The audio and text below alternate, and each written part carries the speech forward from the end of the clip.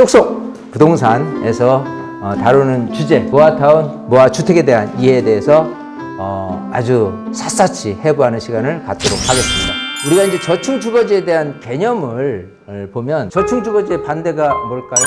고층주거지겠죠. 자, 우리가 낮은 층수로 일관되어 있는 주거지 형태가요, 단독주택이라든지 다세대주택, 다가구주택, 이 밀집한 지역으로서 주택단지로 조성되지 않은 일단의 지역이에요. 여기서 얘기하는 주택단지는 이제 뭐 아파트 형태의 공동주택형이 아닌 이런 단독, 다가구, 다세대 주택이 밀집한 지역인데, 이런 부분은 층수가 대체적으로 이제 4층 이하가 될 거고요. 지금 이제 피로티해서 1층을 주차장으로 쓴다. 그래서 4층이다. 그러면 5층 정도고, 우리가 보는 정도의 6층 이상 되는 부분들은 아파트다라고 보시면 됩니다. 그래서 일단은 이런 4층 또는 5계층 정도 저층 주거지가 굉장히 많이 분포되어 있다는 거, 서울시에도 그렇고요. 자, 서울시 저층 주거지 형성 과정을 한번 보겠습니다. 자, 50년대에서 60년대 우리가 그야말로 6.25 사변 지나고 나서 최빈공국이었어요. 저 꼴찌에서 두 번째인 나라가 지금은 뭐 3만 불이 훨씬 넘는 그런 어떤 뭐 선진국 반열에 이렇게 넘어섰다 해도 과언이 아닐 정도로 굉장히 도약을 했다. 자, 일단은 뭐 이렇게 5, 60년대 같은 경우는요, 그야말로 이제 부동산 주거 형태라고 따진다면 그야말로 형편없었어요. 뭐 내 집이냐, 뭐 임차냐, 이런 집의 형태를 떠나서도 그렇고요. 근데 이제 그 당시에는 단독주택 위주의 주거지가 발생한 게 답니다.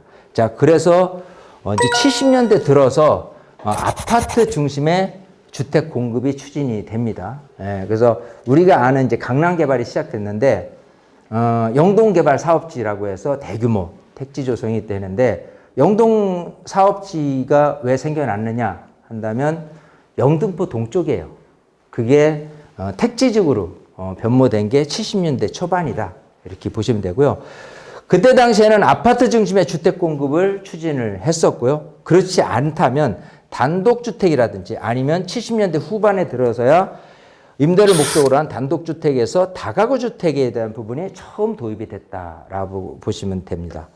자, 80년대 들어서는 무주택 저소득 계층을 위한 다세대 주택, 그러니까 다세대가 그 이전 70년대는 말은 없었어요. 우리가 얘기하는 흔한 빌라 같은 경우가 그 이전에는 없었다라고 보시면 되고, 80년대 들어서 다세대 주택 건축 기준이 마련됐고요. 또 하지만 다가구 형태의 단독주택이 오히려 광범위하게 퍼졌을 때입니다.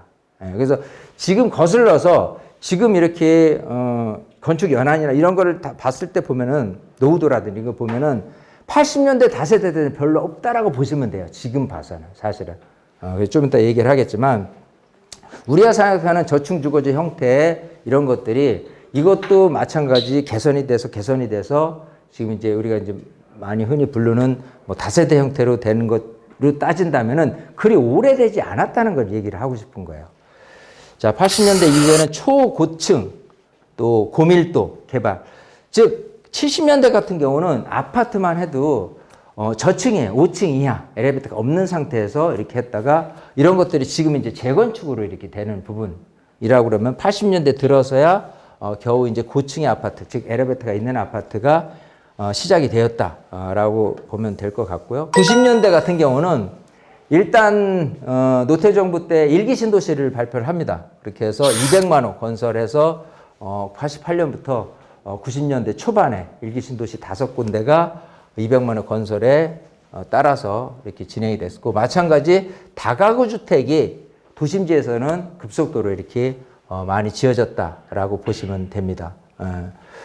어쨌든 91년에서부터 시작을 해서요, 굉장히 많은 외환위기까지 다가구 주택 공급이 꾸준히 이루어졌다라는 것을 볼 수 있어요. 즉 여기서 얘기하는 우리가 흔히 얘기하는 다세대 주택에 대한 게 80년대부터 이제 말은 시작됐지만, 실질적으로 보면 서울시 주택유형별 인허가 실적에서 이 2000년 이전에 보면 다가구 인허가가 급증했던 시기예요. 다세대 같은 경우는 겨우 2000년 이후에나 다세대 주택 인허가가 급증을 했던 시기입니다. 일부 90년대 다세대 주택이 있기는 하지만 그다지 많지 않은 부분을 생각을 하시면 될 것 같고요. 자, 이때부터 1층 필로티 주차장 층수를 제외하는 제도도 생겨난 거고요. 외환위기 이후 다세대 주택이 급증했다는 부분. 주거지역에 대한 면적 비율을 좀 보면요. 이런 전용지역이라든지 일반 주거지역, 뭐 준주가 있는데 기본적으로 이런 그 저층 주거 형태가 지어지려면 전용지역이 주거지역이거나 아니면 일반 주거지역에서 건축을 해야 되는데 이런 건축 비율, 즉 이제 주거지역에 대한 면적 대비해서 비율은 전용 1종, 2종 일반 주거지역이 서울시 주거 전체 면적에서 차지하는 비중은 65.8%나 됩니다. 예. 근데 그 여기 같은 경우 3종 같은 경우는 30.1%, 여기 같은 경우 이제 다세대보다는 아파트 형태가 많이 지어진 것을 볼 수가 있을 거예요. 자, 어쨌든 이런 식으로 65.8%가 이런 저층 주거지에서 태생이 됐다라고 보면 좋을 것 같고요.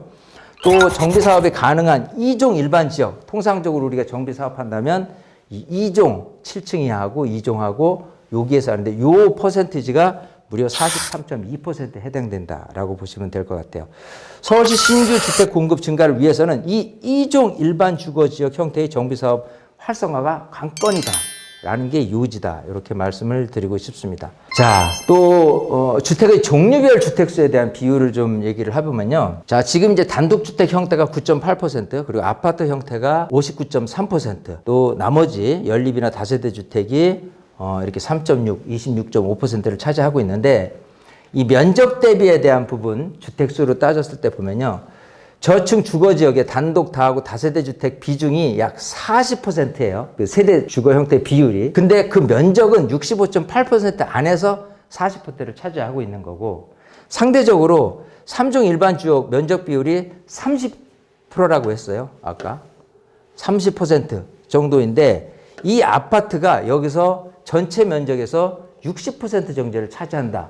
굉장히 아파트는 효율적으로 지금 주거에 대한 비율이 많이 늘어나 있는 걸 볼 수 있고 이 저층 주거지, 즉 단독 다하고 다세대 형태 같은 경우는 면적에 비해서는 너무 효율적이지 못한 상태에서 지금 주택수가 형성되고 있다라고 한다면은 이거를 개발을 해야지만 훨씬 더 공급량을 많이 늘릴 수 있다라는 거를 여기서 볼 수 있을 것 같습니다. 그래서 결론적으로는 그거예요. 서울시 아파트의 대량 신규 공급을 위해서는 이러한 저층 주거지역의 정비사업 활성화 필요성을 제기한다라는 부분입니다. 예. 재개발이에요. 재개발의 주택 공급 효과를 보니까요. 73년에서 2021년까지 재개발 아파트 인허가 실적을 이렇게 보니까 조합원이라든지 일반 분야라든지 임대주택이라든지 이런 거를 통틀어서 예를 들어 서울시에서 53만 호가 탄생이 됐다라고 한다면 이 안에서의 일반 분양 비율은 10%가 된다. 그러니까 상당히 많은 부분이 일반 분양으로 쏟아질 수 있는 내용이에요. 여기서 보면 멸실호수 대체율이라는 게 있는데 이건 뭐냐면 기존 주택이 7만 9천이에요. 근데 새로이 탄생된 거는 조합원, 일반 분야, 임대주택이 다 통틀어서 53만 호거든요. 그렇게 따졌을 때 이거를 안분하면 기존 주택 대비해서 671%가 멸실호수 대체율이에요. 즉 한 채가 만약 없어졌다. 그럼 새로운 아파트로 탄생되는 비율이 6배, 7배, 6.7배라고 보시면 됩니다. 한 채가 없어지고 한 7배가량 7채가 새로 나온다는 효과를 재개발해서 얻어낼 수 있다라는 부분이 있는 거죠. 그래서 주거 공급 효과에 대한 부분이 상당히 큰 게 이 결국은 재개발 사업이다라는 부분이에요.